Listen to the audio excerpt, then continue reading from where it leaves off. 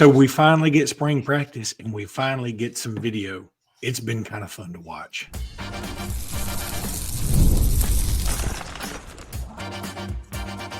You are Locked On Bama, your daily podcast on the Alabama Crimson Tide. Part of the Locked On Podcast Network, your team every day.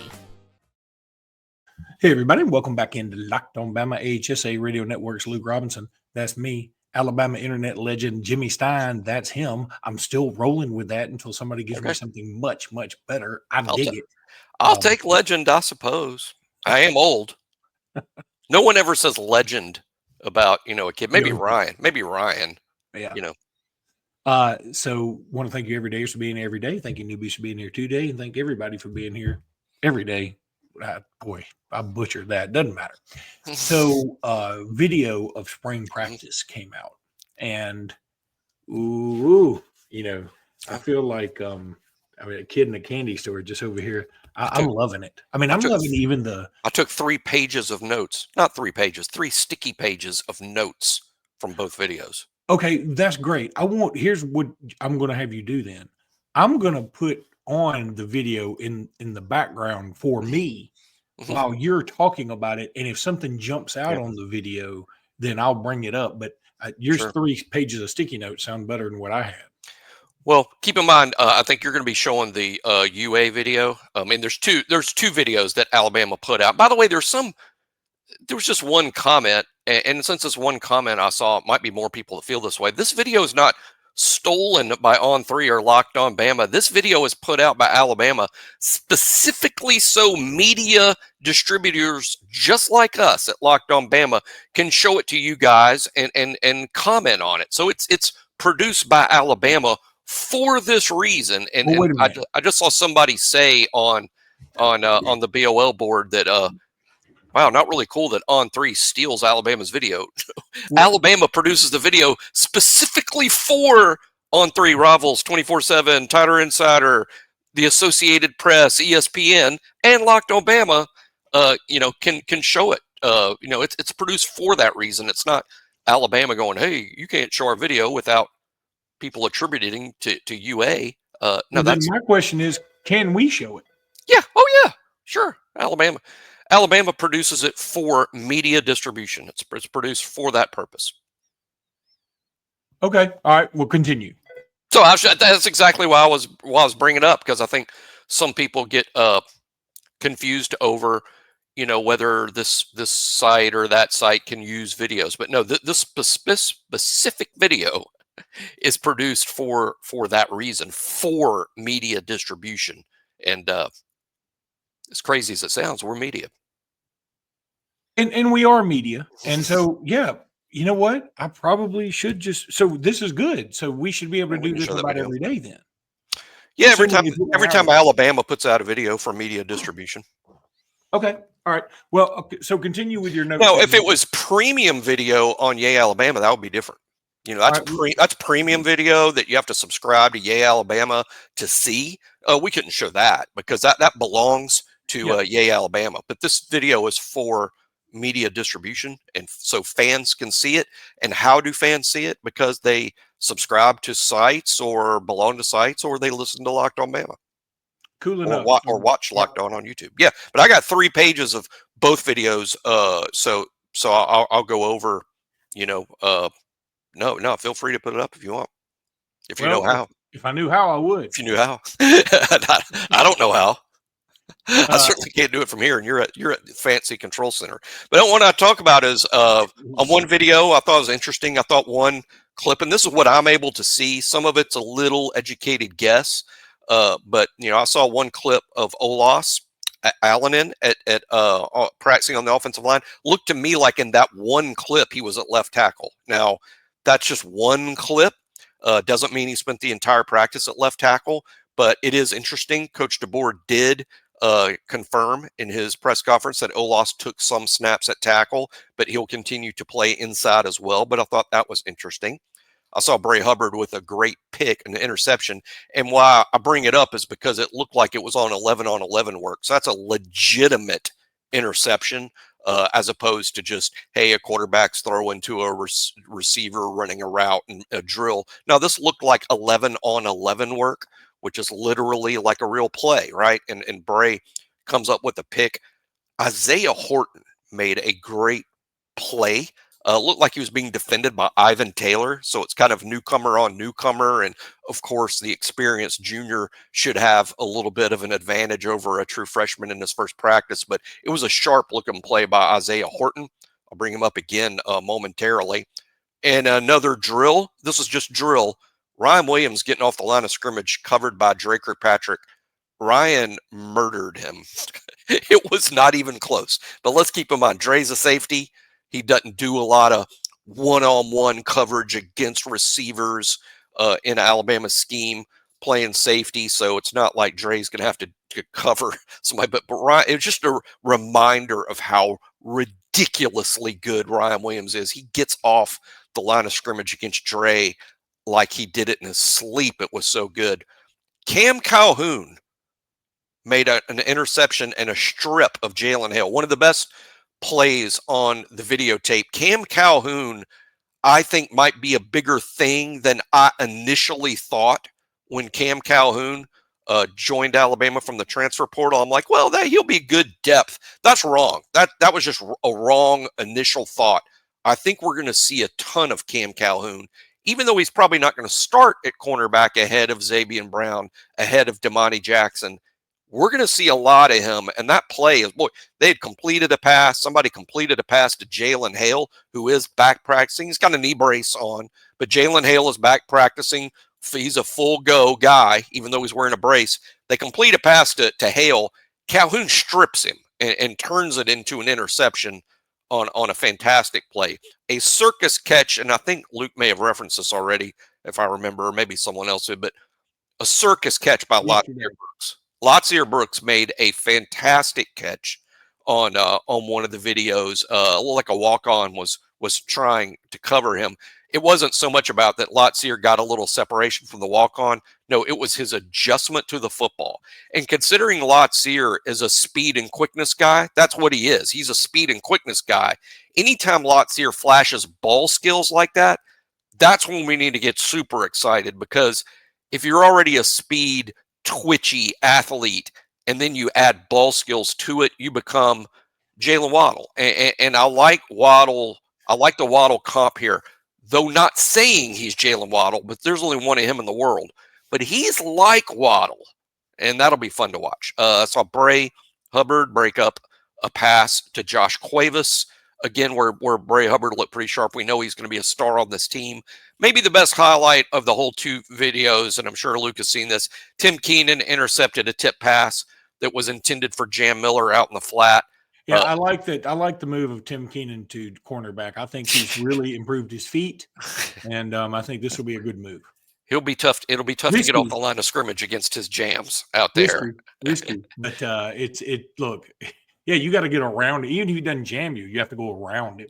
It's just impressive. Keenan's lost a little weight. It's impressive that he's got the agility, not just to make a play on the ball, but just the fact that, hey, somebody tipped a pass that's going to a back, and somehow the nose guard got in a position to go get the ball. So I think Tim Keenan just showing that level of athleticism was really impressive. And Kane Womack has a great reaction in the background. You can see Kane Womack, defensive coordinator, get super excited. By the way, this was also on the 11-on-11 work that we brought up earlier. So interesting that in practice number 1, even not wearing full pads, that the team will be out there doing 11-on-11 stuff. I've seen them practice 11-on-11 without pads. Y'all be surprised how physical it is considering they're not wearing pads. Of course, they're not tackling and hitting like it's a Sunday NFL game, but it's a shockingly physical practice even with no pads. One other thing I want to bring up that I noticed during the quarterback drills that I saw, Austin Mack, he's huge. I mean, you say somebody's 6'8", and you're like, okay. But I think in today's society, like 6'8" kind of gets lost. Like I forget sometimes at being 6'5", when I see myself in pictures with other people, like a big group of people, Like I'm a head taller than everybody, and I just don't think about it. Think about somebody who's 6'8" and he's wearing cleats and a helmet. I mean, Austin Mack looks like some kind of gigantor, uh, you know, what do you call it? Pokemon something. I mean, he's just it's crazy how tall he is. If And he played center in basketball in high school, he'd be the center for 95% of high school basketball teams in the country. 95%. yeah, I mean, that's crazy.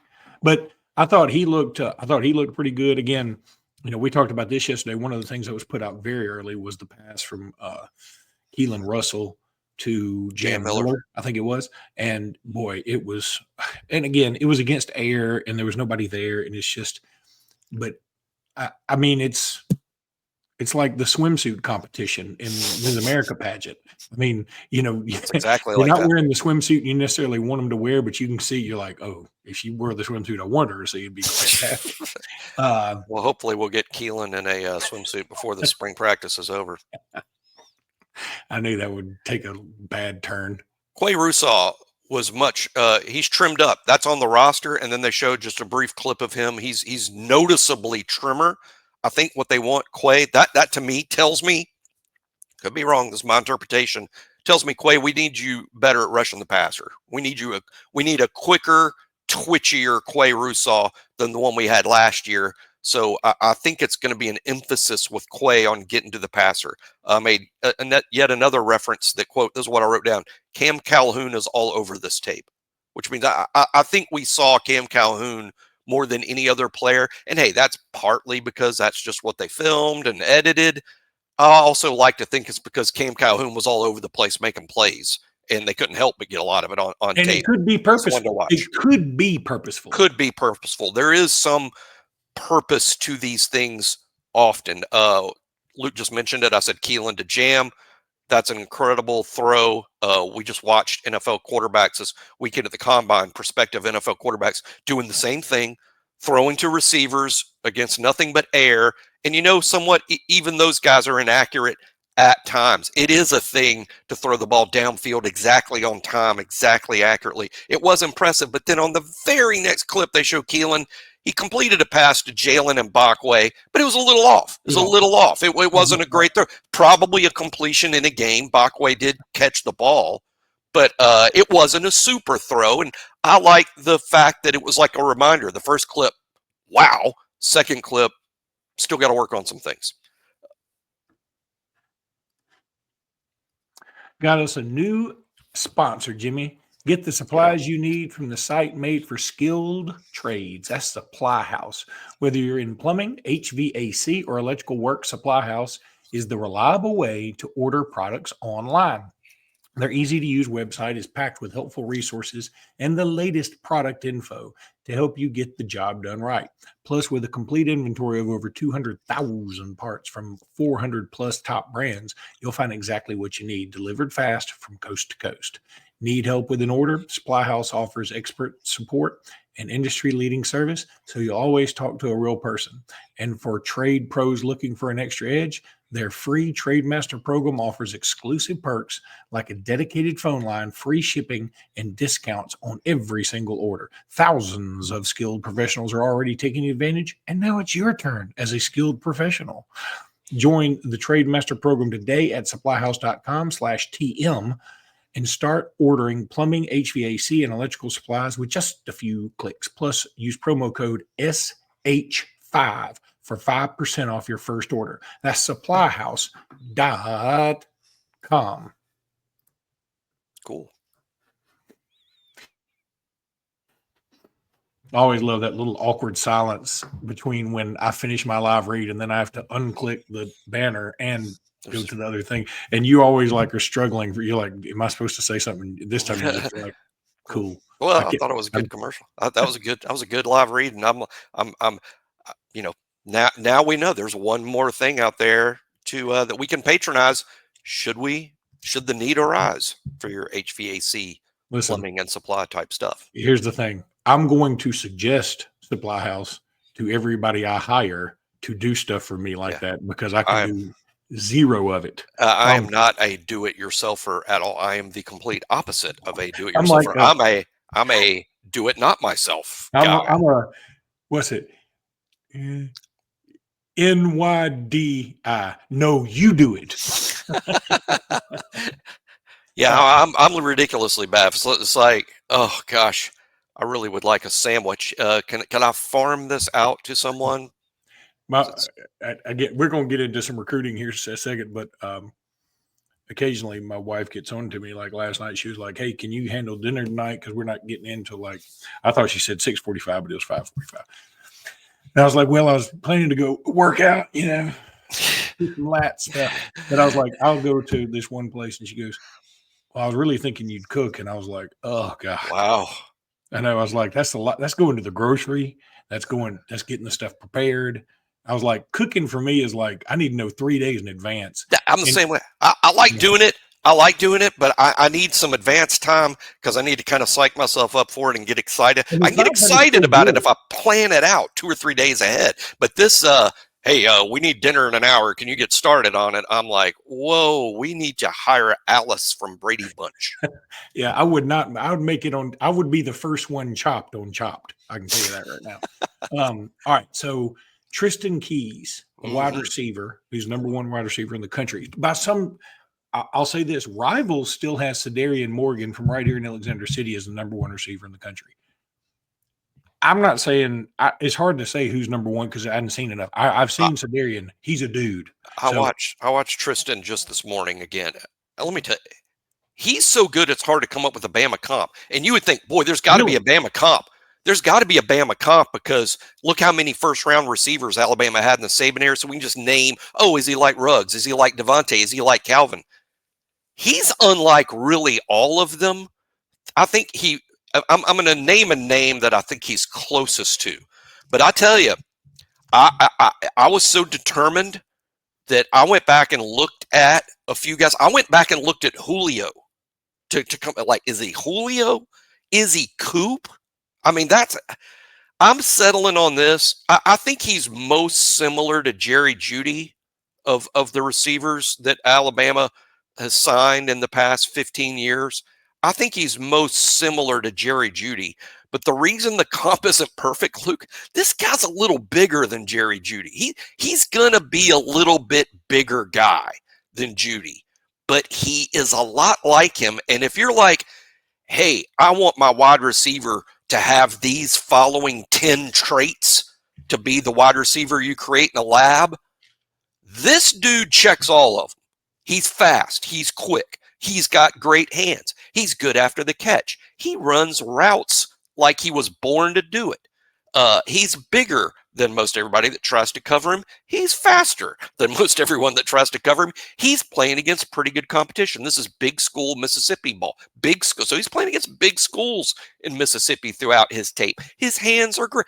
Catches the ball in traffic. Makes the circus catch. Can make the one-handed catch. Tristen Keys is ridiculously good. I'm watching highlights as you talk, and I mean, I've been so infatuated with Cederian Morgan, and I should be. I mean, number one, he's local, and I love him. And I think he's fantastic. You're right. Tristen Keys is a dude. Now, I don't know. I would rank Tristen Keys ahead of CD Morgan, but by that, what I mean is, if I'm ranking the two of them, as far as I'm concerned, they may be 1 and 2 in the country. Maybe. I agree. Maybe 1 and 2 in the country. I think Tristan might have CD beat a little bit on speed quickness. Maybe. Yeah. I think speed quickness, all other things, CD is very comparable, and we'll work on a CD Morgan comp, or I will soon. But Jerry Jeudy's my official Tristan comp, but let me tell you, I'm not even sure it's sufficient because he's a little bit bigger. I think he's 6'2.5", 185 today, and that's a legit measurable. So he's probably going to be almost 6'3", 200 in college. So I kind of wanted to go Coop, but I didn't think it was identical enough. But I'm going to go Jerry Jeudy there. I think that's a good comp. I think you're right. He did. Boy, it's hard to say. But anyway, he's going to visit Bama June 17th through the 19th. He's also going to visit Miami Texas A&M, and LSU. And he's going to visit LSU like on June 20th. So that's weird. And then he's going to set up a visit to Auburn at some point. Thought to be Alabama, Tennessee, by the way. Tristan's, he's offered by everybody that plays college football. Well, it's funny that Tennessee's not on that list that I just mentioned. He may have already been there. I don't know. I mean, I just from my understanding, and I think Wilt Fong has said this, and over at BOL, I think it's Alabama, Tennessee, but a lot can happen here because everyone's recruiting him, and of course, he's going to be number one on everybody's board. Yeah, he's going to be. And then when it comes down to him and Cederian, right? And I hope it doesn't come to a situation where you have to choose, because I don't want to. I want them both. I'm greedy like that. Yeah, I hope we get to. You hope we get to choose, but I guess that's another way to look at it. I'd rather have one than none, but I prefer both. And I'm always going to lean Cederian just because Alex City dude, and I know he comes from a good family. I know he's a good kid. I've seen him also play basketball. He's a ridiculous athlete. I'm sure Tristen Keys is a ridiculous athlete on the basketball too. He plays basketball too. Yeah. I'm sure. And I would say this: Alabama's got a better shot at CD. Like who's more likely to end up in Alabama's class? CD Morgan. But does Alabama have a real shot at Tristen Keys? Absolutely, it's a real shot. Landing both would be, hey, it's Alabama. It's happened. I mean, we signed look Devontae, Waddle, and Ruggs. I think all in the same group. I mean, Waddle wasn't in that group, right? No, Waddle wasn't in there. The other one was Judy. Judy was in the group. Waddle came in the next group. Judy, Ruggs, Devontae, and what the kid that's ended up in the NFL, even though he left, Tyrell Shavers. Yeah, and he took a circuitous route, but he ended up getting an NFL shot. I assume he'll still be in the camp this year too. All right. Let's talk a little basketball when we return.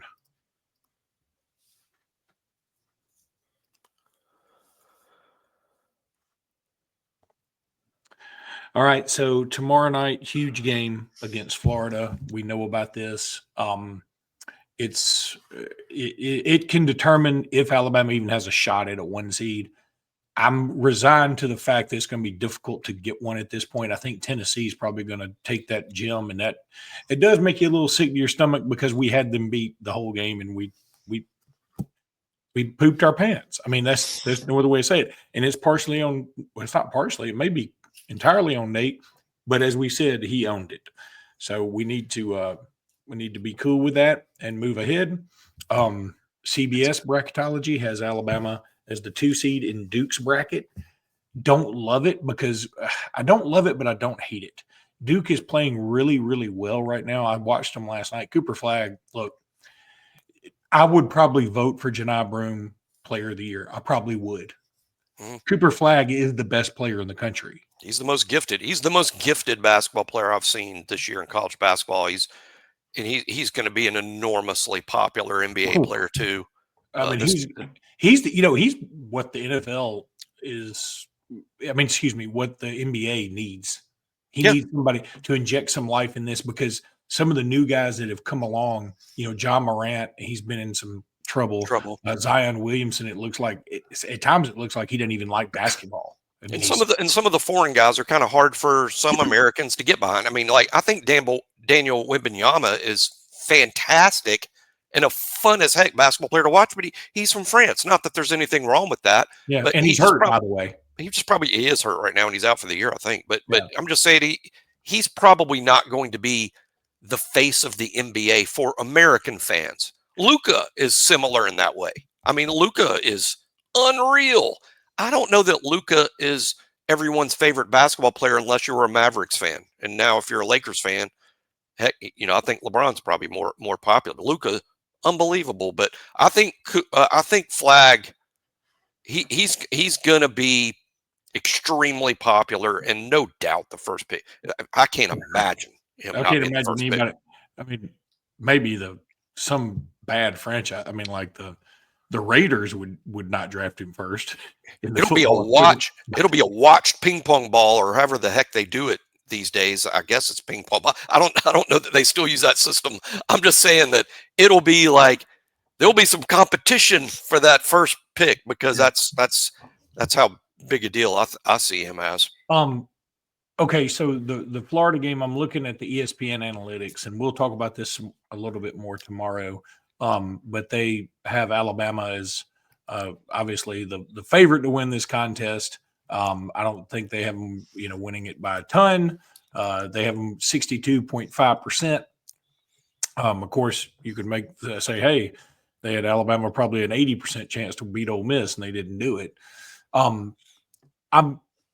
This game is big. I really, really, really hope people show up. I can't. I'm going to Savannah today, and I'm going to be coming back, so I won't be able to make it. But I'm really hoping we have a huge crowd. Mark Sears deserves it. Grant Nelson deserves it. These guys that have been with the program a little bit now, that have come in and helped turn this, keep this thing going, and not turn it around, help keep it going.